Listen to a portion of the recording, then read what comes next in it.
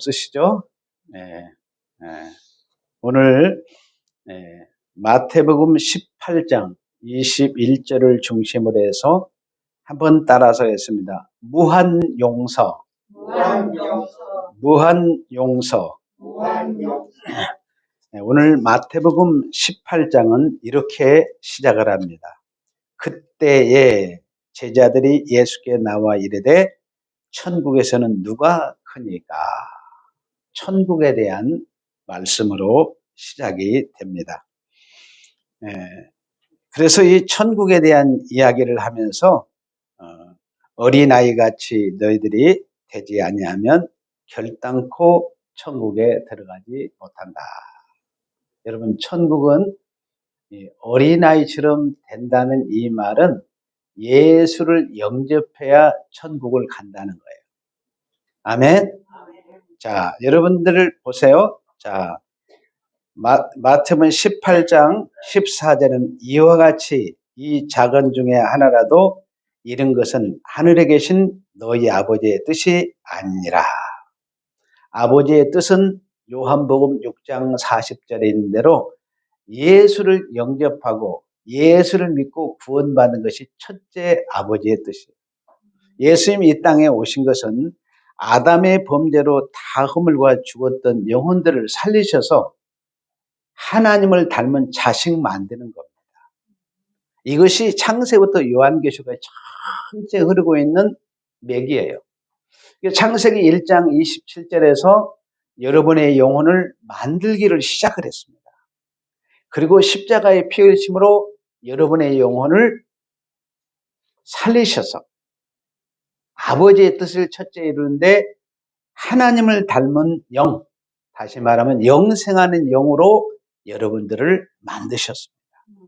십자가로 다 이루었지만은 이제 주님 재림할 때 어때요? 우리는 육체, 이건 훈련복이에요. 흙으로부터 와서 흙으로 다시 돌아가게 됩니다.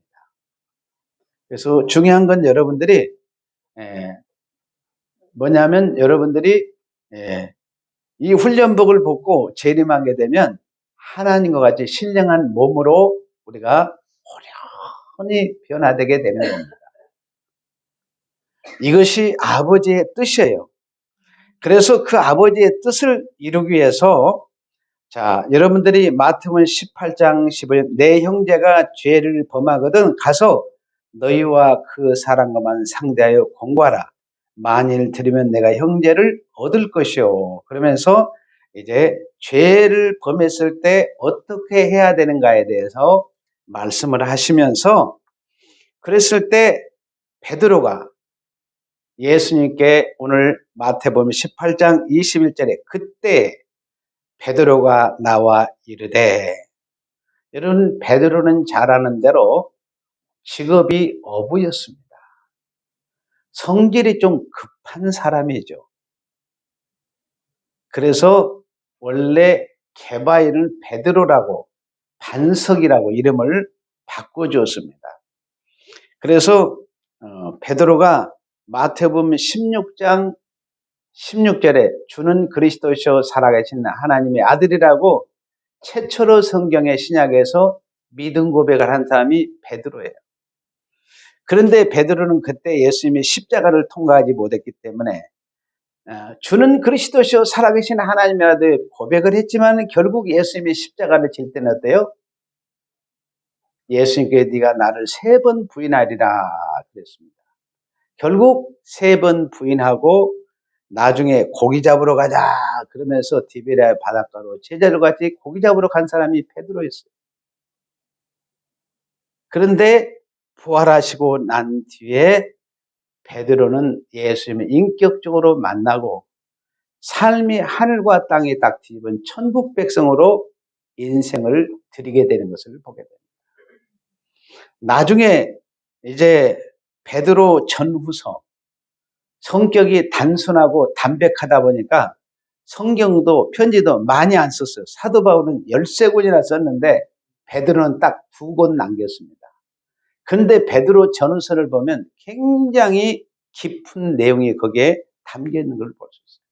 베드로는 구약 성경에서 아주 능통한 사람이었습니다. 저는 베드로 전후서를 보면서 이야, 대단한, 여러분이 실력이 많은 사람들은 복잡하지 않습니다. 단순해요. 여러분, 예수 믿는 것 단순합니까? 복잡합니까? 복잡하지 않아요. 단순해요. 말씀대로 믿으시기를 바랍니다. 그리고 베드로는 나중에 교회사의 기록에 의하면 예수님 때문에 거꾸로 십자가에 못 박혀 죽고 순교했다고 기록이 나와요. 저는 여러분들이 순교가, 이 시대의 순교가 뭐냐? 베드로처럼 거꾸로 십자가에 매달아서 죽는 것도 순교지만, 사도 바울은 마네튼 감옥에서 마지막에 목이 처참하게 이 잘림 당하는 그런 참수형을 당합니다. 여러분들이 이 시대의 진정한 순교는 뭐냐? 하나님의 말씀대로 믿고 하나님 말씀대로 순종하면 여러분들은 순교자의 삶을 살아가는 것입니다. 여러분이 지금 우리나라에 보면 양화진에 가면 약 145명이 넘는 순교자들의 묘지가 유일하게 거기에 우리나라에 있습니다. 한번 기회가 되면 우리 성도들이 전부 한번 양화진에도 한번 갔으면 하는 그런 생각이 듭니다. 오늘 베드로가 예수님께 물어봅니다. 주님, 형제가 죄를 범하면 몇 번씩이나 용서를 해야 됩니까? 그러면서 7번까지니까 이렇게 묻습니다. 여러분이 이제 여러분들은 말씀을 배웠으니까 7이라는 숫자는 하나님의 숫자요, 완전 숫자입니다. 베드로가 질문하는 것은 7번 용서하면 마음에 꽉 차듯이 완벽한 용서가 됩니까? 이렇게 예수님께 물어봤어요. 그런데 예수님께서는 22절에 보니까 예수께서 내게 이르니 7번뿐만 아니라 7번을 70번까지라도 용서하라는 거예요. 도저히 베드로의 생각으로는 이해도 안 되고 용서도 할 수 없는 이것을 베드로에게 질문하면서 요구를 합니다. 근데 베드로는 분명한 이유가 있습니다. 여러분, 부모가 자식을 낳아서 기르고 가르치고 염려해주고 수시로 도와줍니다. 여러분, 어떤 부모가 자식을 용서하지는 부모가 어디 있습니까? 화가 나면 이놈 너 집을 나가 그러면서 혼을 내지만은 마음속에는 용서하지 않는 부모가 없습니다. 자식이 부모한테 아무리 빚을 져서 회사갈 때도 부모는 다 탕감해 주더라고요. 이게 부모예요. 그런데 어떻습니까? 이 사랑을 받은 자녀들도 어때야 되겠어요? 부모가 나를 조건 없이 무한대로 용서하신 것처럼, 무한대로 빚을 다 탕감해 준 것처럼 자녀들도 이런 삶을 살아야 되는 것이 원칙입니다. 자, 예수님께서 지금 이렇게 부모와 자녀와의 관계를 이야기하면서 그런 관계는 이해가 되는데 이웃에게 내가 그렇게 하라 이렇게 지금 말씀하는 거예요. 베드로에게 말합니다. 지나가는 사람이 너에게 죄를 지면 너는 무한 탕감하고 무한 용서를 해줘라 이렇게 요구를 하는 거예요. 여러분, 내 어머니 내 아버지라면 내가 그렇게 용서 안 받고 탕감을 받았으니까 용서할 수 있지만은 나와 아무런 관계없는 사람은 그렇게 할 수 있습니까? 쉽지 않습니다. 그런데 예수님은 베드로에게 이것을 요구한 것은 분명한 이유가 있었습니다. 근거가 있었습니다. 여러분, 베드로는 유대인이었습니까? 이방인이었습니까? 베드로는 유대인이었어요. 구약의 율법을 가진 자이고 제사 제도를 받은 자예요. 자, 여러분들이 구약에 이스라엘 백성들이 이 제사를 통해서 영적인 하나님 아버지께서 무엇을 율법과 제사들을 통해서 어떻습니까? 하나님 아버지께 영적인 부모로서 끝없는 탕감, 끝없는 용서를 구약에서도 이미 해왔어요. 여러분들이 부모는 무한 탕감, 무한 용서를 하는 것처럼 영적인 아버지인 하나님 아버지께서 여전히 여러분들이 에덴에서 범죄해서 아버지의 품을 떠나서 탕자의 삶을 살지만은 예수님은 미리서 다 용서하신 것입니다. 근데 결정적인 순간은 예수님이 십자가를 지실 때 구약 백성들도 일제히 한꺼번에 그 죄 씻음을 받고 신약 백성들도 죄심을 받는데 신약 백성 오고 오는 세대에 성령께서 그 피를 뿌려서 용서하고 탕감을 다 해주는 게 진리입니다. 근데 처음에 베드로가 이 말씀을 받았을 때는 이해가 되지를 않았습니다. 그런데 자기가 유대인이라는 것을 깜빡 잃어버린 거예요. 그러니까 용서가 안 됐었죠. 하나님 아버지께서 얼마만큼 내가 큰 죄를 용서받고 내가 엄청난 빛을 탕감받았는데 그것을 잃어버린 거예요. 예수님은 말씀하실 때 항상 뭘 근거로 하냐? 구약의 율법에 말씀하신 그 증거를 가지고 예수님이 근거를 가지고 말씀하십니다.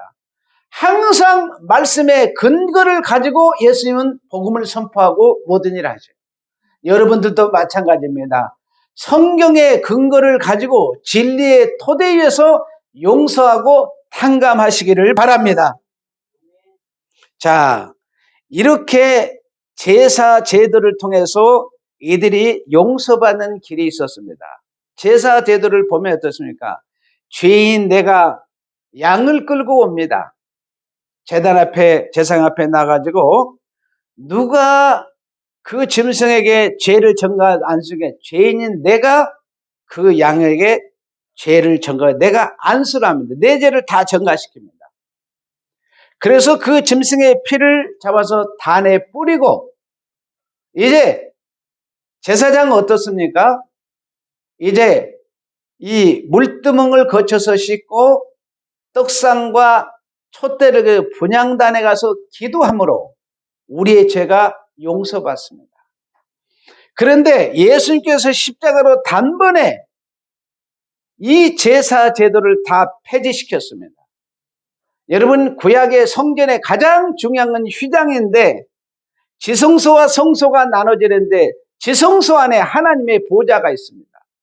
예수님이 십자가로 하늘 보좌에 직접 나갈 수 있는 길을 열었는데 그 길이 용서의 길이고 탕감의 길입니다. 그리고 유대인들에게 이 죄를 용서해서 성경적인 근거를 가지고 말씀하면서 예수님은 어떤 말씀을 할지라도 오답이 없습니다. 예수님의 말씀은 전부 정답입니다. 예수님은 참말만 하십니다. 그러니까 여러분이 예수님의 말씀대로 믿고 순종하면 여러분의 삶의 현장이 기적이 될 줄로 믿습니다. 그 다음에 유대인들에게는 또 하나의 제도가 있어요. 안식일 제도입니다. 여러분이 창세기 2장 1절에 3절에 보면 하나님이 천지를 창조하시고 일곱째 날 안식을 주셨습니다. 구약의 안식일은 엿새 동안 일하고 하루 안식을 주었어요. 7분의 1 안식이죠. 안식일 날에 복되게 하고 거룩하게 할 뿐만 아니라 쉼을 주신다고 말씀했어요.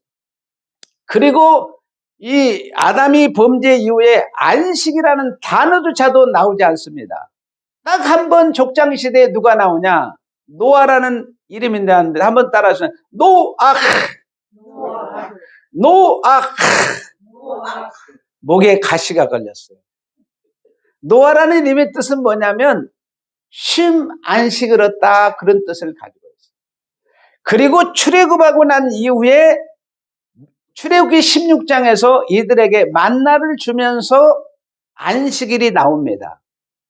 너희들이 안식일 날에는 이틀 양식을 거두어오너라, 그렇게 하나님이 말씀하셨어요. 그날 나가면 하나도 없을 거라고 이틀 양식을 가져오라고 그랬는데 이들이 어때요? 의심이 되는 거예요. 여러분 절대로 신앙생활도 의심의 마귀를 물리치시기를 바랍니다. 의심은 사단이 갖다 준 거예요. 의심하지 마시기를 바라요. 그대로 믿으시기를 바라요. 이들이 의심하고 나갔는데 다 허탕을 치고 돌아온 것을 볼 수 있어요. 그리고 출애굽기 20장에 와서 안식일을 법에 문서화시켜 제도로 줍니다. 안식일 날에는 내가 안식일 날 너희들에게 복 주겠다. 그리고 내가 거룩한 것처럼 너희도 거룩하게 만들어 주겠다. 그리고 너희들에게 쉼을 주겠다. 그리고 너희들은 노동을 하지 마라. 일을 하지 마라고 딱 선을 합니다. 그리고 난 다음에 레위기 25장에서 7년째 되는 해를 안식년이다. 그래서 이제 종들이 다시 원래 가족으로 돌아오고 기업으로 돌아가는 이 일이 안식년 제도입니다. 그리고 오늘 여러분들에게 제가 핵심적으로 말씀드리고 레위기 25장 10절에 보면 희년 제도가 나옵니다. 너희는 50년째 해를 거룩하게 하여 그 땅에 있는 모든 주민을 위하여 자유를 선포하라. 자, 예수님이 오시게 되면 이 희년이 되면 원래 여러분의 이제 빚을 져가지고 자기 땅도 재산도 다 잃어버리는 종으로 팔리게 됩니다. 자녀들까지도 종으로 팔려요. 그런데 희년이 되면은 원래 자기 기업을 다 하나님 분깃받은 기업을 다 찾게 되는 거예요. 할렐루야. 그리고 자녀들도 노예로 종으로 팔려 다 돌아오게 돼 있어요. 놀라운 일 아닙니까? 이것은 하나님 나라의 법 외에는 이런 법이 없어요. 그래서 하나님 나라의 법은 은혜의 법이다. 아멘. 예수님께서 십자가에 흘리신 보혈로 여러분의 단번에 용서하시고 여러분의 모든 죄짐을 한꺼번에 다 탕감한 줄로 믿습니다. 예수님의 이 약속을 구약에서 안식일, 안식년, 희년을 통해서 약속을 해준 거예요. 이 약속을 예수님이 요한복음 19장 30절에 단번에 다 이루셨습니다. 그래서 예수님께서 유대인들아, 너희도 다른 사람의 죄를 무한 탕감하고 무한 용서한 것을 공포해라. 할렐루야. 여러분들이 용서받은 것처럼 여러분들도 공포하시기를 바랍니다. 모든 사람들을 용서하며 사시기를 바랍니다. 할렐루야. 용서 못할 사람이 어디 있어요? 그래서 여러분들이 용서하면서 사시기를 바라요. 예수님께서는 유대인 베드로에게 말합니다. 너 유대이지 않느냐? 그러니까 하나님이 너에게 무한 탕감하고 용서해 주지 않느냐? 그러니까 7번씩 70번이라도 무한 탕감하고 무한 용서해 주라고 그렇게 지금 베드로에게 말씀합니다. 이것은 마땅한 말씀이고 진리입니다. 예수님의 말씀은 하나도 오차가 없습니다. 그리고 난 다음에 지금 마태복음 18장 23절에 와서 그러므로 천국은 또 천국에 대한 이야기가 나와요. 천국은 그 종들과 결산할 어떤 임금이 가서 결산할 때 10,000달란트 빚진 자가 빚진 자를 다 탕감해 줬어요. 여러분 10,000달란트는 엄청난 겁니다. 여러분 보통이 아니에요. 엄청난 거예요. 그런데 이 여러분들이 일로 이야기하면 하루 임금 10,000만일을 일한 임금이에요. 엄청난 무한 탕감을 해준 거예요. 그런데 여기에 보니까 지금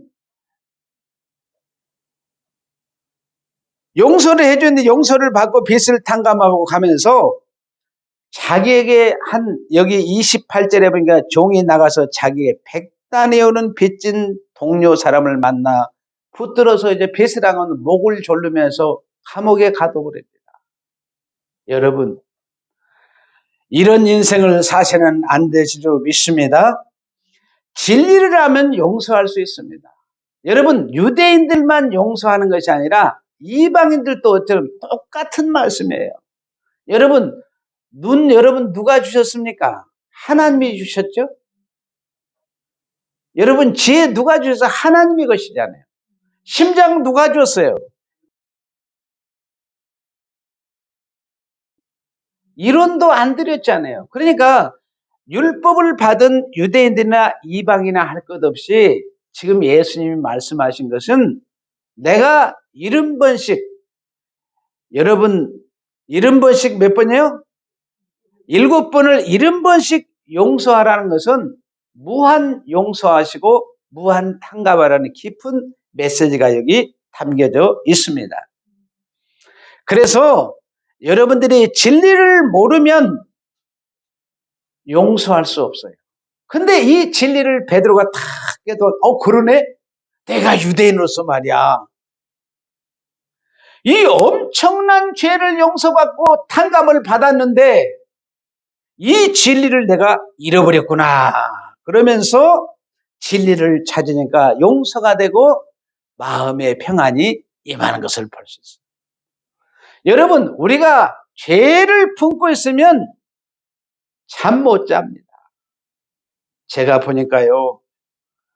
어떤 분이 보니까 용서가 안 돼가지고 그 상대편을 천장에다 매달아 놓고 밤새도록 저주하더라는 거예요. 그러면서 총을 가지고 와서 쏴서 죽이고 싶어요. 원수를 천장에다 매달아 놓고 밤을 새는 거예요. 여러분 이해가 되고 상상이 됩니까? 이게 죄인의 모습이에요. 진리를 모르면 이렇게 인생을 낭비하게 되는 것입니다. 그런데 진리가 무엇인가 아는 사람은 어떻습니까? 무한 탕감하고 무한 용서할 수 있는 힘이 생기는 줄로 믿습니다. 여러분들은 진리 편에 선 줄로 믿습니다. 사단 편에 선 자들은 절대로 용서가 안 돼요. 끝까지 그 원수를 갚아야 됩니다. 그런데 진리 편에 예수님의 편에 선 사람들은 무한 용서, 무한 사랑이 되는 줄로 믿습니다. 여러분 용서 안 되는 분이 있습니까? 남편이 용서가 안 됩니까? 아내가 용서가 안 됩니까? 자식이 용서가 안 됩니까? 친구가 용서가 안 됩니까? 여러분 형제간에 서로 용서가 안 됩니까? 진리를 갖게 되면 용서 못할 것이 없습니다. 아멘. 오늘 이 시간에 진리가 성도들에게 임한 줄로 믿습니다. 여러분들은 용서의 십자가에 분명히 붙잡은 줄로 믿습니다. 여러분들은 모든 빛을 다 탕감받은 줄로 믿습니다. 가족을 용서하시고 남편을 용서하시고 아내를 용서하시고 부모를 용서하시고 이웃을 다 용서하시기를 바랍니다. 교회 안에 여러분들의 교회를 이루다 보면 어떻습니까? 서운한 것도 있을 수 있어요. 서운한 것에서 오늘 찾아가셔서 반드시 용서를 구하시기를 바랍니다. 여러분들이 부모님을 용서하지 못한 거 있으면 또 자식들을 용서하지 못한 건 부부간에 마찬가지예요. 갑자기 우리 사모님이 저한테 와서 그러더라고요.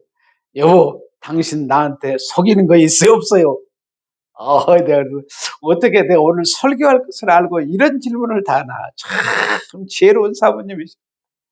아니 당신한테 예수하는데 뭘 속인 거 있냐고.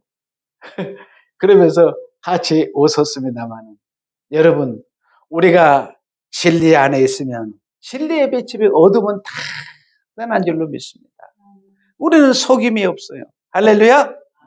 그렇기 때문에 여러분들이 용서가 어렵고 정 안 되면 저를 따라서 한번 해보겠습니다. 한번 따라서 하면 나는 예수님의 십자가의 보혈로 용서받았습니다. 아멘. 용서가 안 되면 그렇게 하시면 돼요. 다시 한번 따라서 하면 나는 예수님의 십자가의 보혈로 용서받았습니다. 그러면 용서가 돼요. 아무리 미운 사람 만나고 원수 만나도 마음이 들끓고 미움이 올라온다 할지라도 하나님으로부터 용서받은 사람은, 하나님으로부터 탕감받은 사람은 용서할 수밖에 없습니다. 하나님으로부터 7번, 70번까지라도 용서를 받았습니다. 하나님, 나도 용서하여 주옵소서. 나는 예수님의 십자가의 보혈로 용서를 받았습니다. 다시 한번 따라서 나는 예수님의 십자가의 보혈로 용서를 받았습니다. 자, 창세기 1장 27절에 보면은 하나님이 자기 형상 곧 하나님의 형상대로 사람을 창조하시되 남자와 여자를 창조하셨다. 하나님의 형상을 따라서. 하나님의 형상이라는 말은 인격적이다. 그 말이에요. 그 말은 하나님의 인격은 어떤 인격이냐? 아주 높은 인격이고 깊은 인격이고 세미한 인격이고 여러분의 마음의 실뿌리까지라도 다 감찰하시고 살피시는 인격입니다.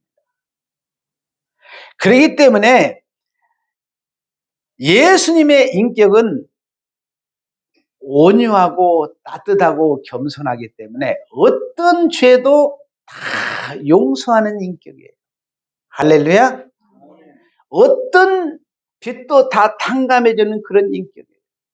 여러분, 예를 하나 든다면 자동차가 쓰다가 보면 오래되면 어때요? 엔진을 교체하더라고요. 자동차의 가장 중요한 부분이 엔진인데 고장나면 엔진을 교체를 하더라고요. 여러분, 예수님의 십자가의 보혈로 원래 여러분의 아담 안에 인격이 있었어요. 그런데 아담 안의 인격은 죄로 말미암아 썩을 인격이에요. 죽을 인격이에요. 그러니까 더 이상 쓸 수가 없어.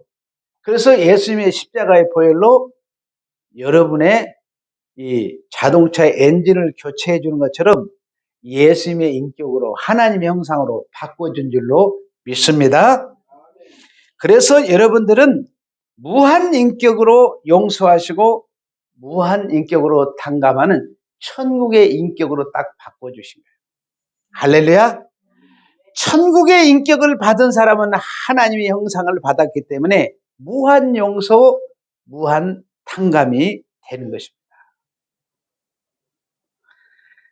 한번 따라서 하겠습니다. 나는 예수님의 십자가의 보혈로 씻음받은 하나님의 형상입니다. 나는 예수님의 보혈로 씻음받은 하나님의 형상입니다. 참 놀랍지 않아요? 누구도 용서할 수 있고 누구도 사랑할 수 있는 진리가 너희를 자유케 하리라. 할렐루야. 주의 영이 계신 곳에는 자유함이 있는 줄로 믿습니다. 여러분들이 이제는 모든 죄를 용서하고 모든 것을 탕감해주는 자유를 선포하는 그리스도인으로 살아가시기를 바랍니다. 계시록 11장 12절에 보면 하늘로부터 큰 음성에서 이리로 올라오라 함을 그들이 듣고 구름을 타고 하늘로 올라가니 그의 원수들도 구경하더라. 이야, 예수님께서 사망 권세를 이기고 부활해 천국으로 싹 구름을 타고 올라간 것처럼 여러분도 예수님이 재림하면 어때요? 천국에 올라간다는 거예요. 할렐루야. 천국에 다 우리 그리스도인들이 올라가는데 원수들이 구경하고 있어요. 너는 너무너무 좋겠다. 지금 원수들은 어디로 가는 거예요? 지옥에 떨어지는 거예요. 천국 가는 모습을 지금 지켜보고 있어요. 성도들이 구름 타고 올라가는데 올라가면서 성도가 이를 갈면서 아유 저놈 원수, 여러분 용서하지 못하고 천국 갈 수 있을까요? 못 갈까요? 원수를 용서하지 못하면 천국 못 갑니다. 여러분, 가정에서 이야기한다면 이 성도가 천국에 와가지고 계속해서 원수를 갚지만 일을 가고 분을 품고 있다면 예수님이 뭐라고 했어요? 야, 정신 차려. 여기는 땅이 아니라 천국이야. 천국. 잠자다 일어나야지. 정신 차려. 할렐루야. 천국은 모든 것이 용서받고 여러분이 무한대로 용서받고 무한대로 탕감받는 것이 천국입니다. 천국은 여러분이 있잖아요. 모든 것이 용서받는 거예요. 그러니까 여러분이 이 땅에 사는 동안 우리가 어떻게 살아야 될 것인가, 이걸 가르쳐주고 있어요. 어떤 사람이 나는 100세를 산다 그러지만 여러분, 예수님은 천년이 하루 같고 하루가 천년 같다고 그랬어요. 여러분, 오늘 주님 부르시면 우리는 오늘 쭉 천국 입성해야 됩니다. 그럼 저는 지난 금요일 날 임종을 앞에 두는 한 성도에게 마지막 인생길 가는데 복음을 전했습니다. 제가 지금까지 그 많은 임종을 지켜봤는데 그렇게 준비된 영혼은 나는 처음 봤어요. 나중에 알고 봤더니 그분이 이 땅에서 오로지 일밖에는 모르고 인생을 살았더라고요. 그런데 마지막에는 주님의 용서의 십자가의 보혈의 은혜가 쫙 임하니까 너무도 평온한 가운데 제가 복음을 전하니까 아멘. 신앙고백에서 따라서 하니까 아멘. 한번 따라서 했습니다. 주 예수님, 내가 주 예수님을 믿습니다. 아멘. 신앙고백을 따르는 거 얼마나 잘하는지는 몰라요. 기도라는 게 기도를 따라서 하시는 거예요. 그래서 내가 마지막에 축도로 마지막 가는 인생을 축도해 줬어요. 제가 보니까 적어도 6, 7개월은 더 살 것 같은 거예요. 육적으로 봐서. 너무 건강해 보이니까. 그런데 신기하게도 제가 복음을 전하고 1층으로 내려와서 아드님 얘기 들었어요. 장례식 준비는 어떻게 되느냐 물어봤어요. 아무것도 준비 안 했더라고. 그래서 장례 절차를 다 이야기했는데 몇 시간 안에 축 천국 다 입성하시고, 이분은 모든 것을 용서받고 모든 것을 탕감받고 용서의 십자가 붙들고 하나님의 형상으로 새로 지음받은 새 창조받은 밝은 얼굴로 천국에 입성한 줄로 믿습니다.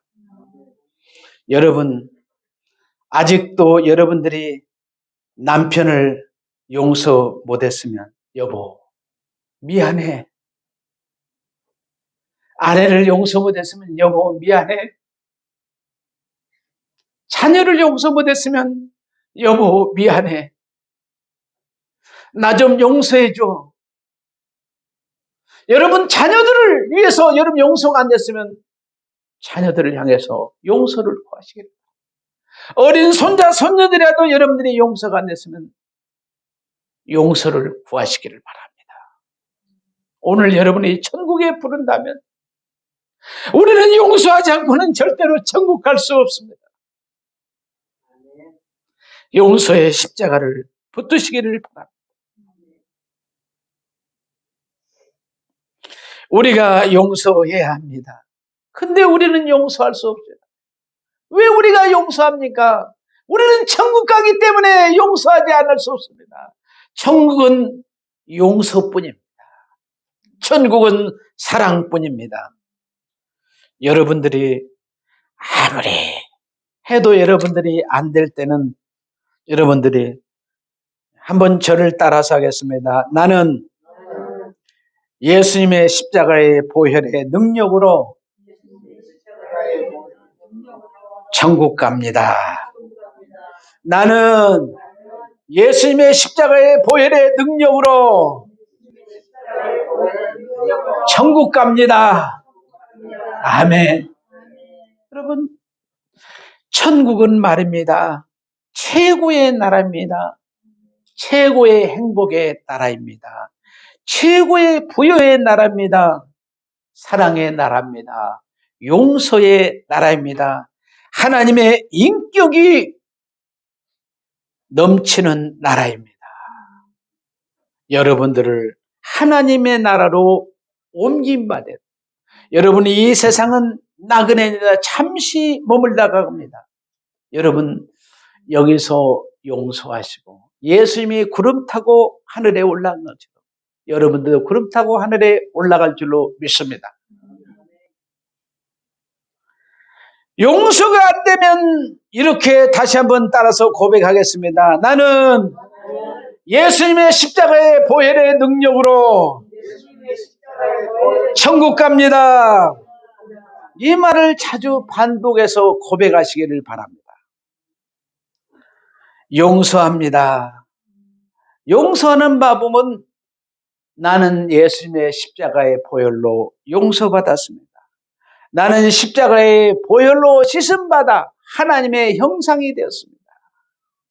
나는 천국 갑니다. 뭘로? 예수님의 십자가의 보혈의 능력으로 나는 천국 갑니다. 할렐루야. 이 고백을 여러분들이 매일 하시기를 바랍니다. 여러분, 진리를 알면 용서합니다. 진리를 알면 올바른 길로 가고 하나님이 원하시는 길로 가는 것입니다. 여러분, 마지막으로 한번 따라서 하겠습니다. 나는 예수님의 십자가의 보혈로 용서받았습니다. 나는 예수님의 십자가의 보혈로 씻음을 받아 하나님의 형상입니다. 나는 예수님의 십자가의 보혈의 능력으로 반드시 천국 갑니다. 반드시 천국 갑니다. 나는 당신을 용서합니다. 옆 사람과 같이 인사합시다. 나는 당신을 용서합니다. 나는 당신을 용서합니다. 10,000번을 용서합니다. 무한 용서합니다. 아멘. 할렐루야. 아멘. 두 손 들고 아멘. 아멘.